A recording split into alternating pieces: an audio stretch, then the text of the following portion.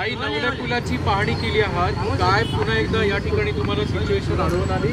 कारण 2-3 दिवसापूर्वीच एक मोठा अपघात या ठिकाणी होऊन गेला. ज्या दिवशी ॲक्सिडेंट झाला त्या दिवशी मी दिल्लीला कमिटी मीटिंगसाठी होते. त्या दिवशीच नॅशनल हायवेच्या बरोबर आढावा घेतला. पुण्याचे म्युन्सिपल कमिशनर आणि पुण्याचे पोलीस कमिशनर ह्या दोघांच्याही कॉन्टॅक्टमध्ये मी होते. त्याच्यानंतर जे काय झालं आहे तुम्ही सगळ्यांनीही व्यवस्थितपणे कव्हर केलेलं आहे.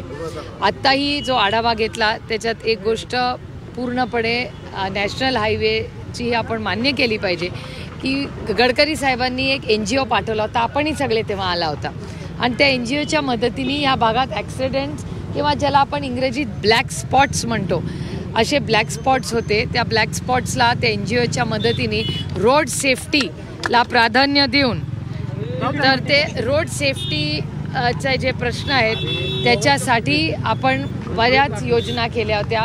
कॅमेरे वाढवले, त्याच्यानंतर स्पीड लिमिट्स अनेक भाषांमध्ये म्हणजे फक्त मराठी, हिंदी, इंग्रजी नाही पण अनेक वेळा बाकीच्या राज्यातून लोक इथून जातात तर सायनेजेस अनेक भाषांमध्ये भारतातले असावे हाही प्रयत्न करून झाले.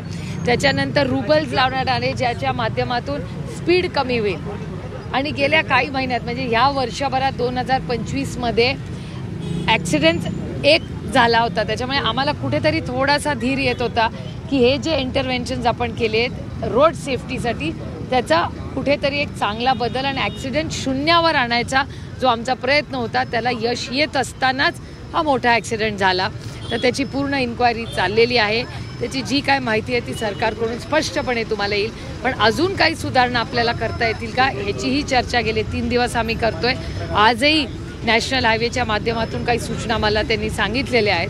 पण एक गोष्ट प्रकर्षाने जाणवते की आपल्या राज्यात नाही पण देशामध्ये रस्त्याची सुरक्षितता ह्याला सगळ्यांनीच मिळून हा एक सामाजिक प्रश्न म्हणून आपण घेतला पाहिजे आणि त्याच्यात सुधारणा आणखीन काय आणता येईल ह्याच्यासाठी एक मोहीम देश पातळीवर चालवली पाहिजे.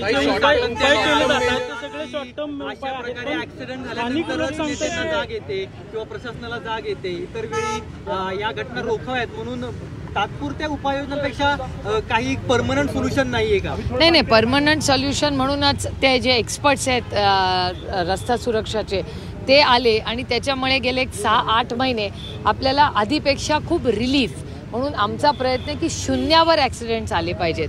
आणि त्यानंतर पुणे म्युन्सिपल कॉर्पोरेशनचे साईडचा जो रस्ता आहे त्या रस्त्यांमध्ये ज्याला आपण इंग्रजीत सर्व्हिस रोड्स म्हणतात तर त्या सर्व्हिस रोडचंही काम लवकरात लवकर पूर्ण आपण हा ॲक्सिडेंट जो झाला हा सर्व्हिस रोडशी निगडीत नव्हता, हा वेगळा आहे. पण आमचं म्हणणं आहे कुठलाही ॲक्सिडेंट होऊच नाही आणि ते शून्यावरच आलं पाहिजे ह्याच्यासाठी आम्ही सगळ्यांनी मिळून प्रयत्न केले पाहिजे.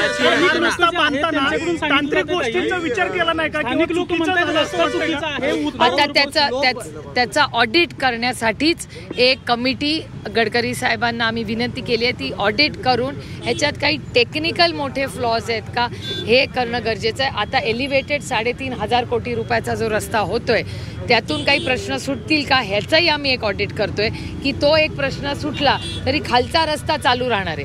म्हणजे वरचा एलिव्हेटेड झाला तरी खालचा रस्त्याचा अडचण आणि तिथे ॲक्सिडेंट होऊ शकतात का त्याचा जो टेक्निकल अभ्यास आहे तो आम्ही तातडीने मागितला.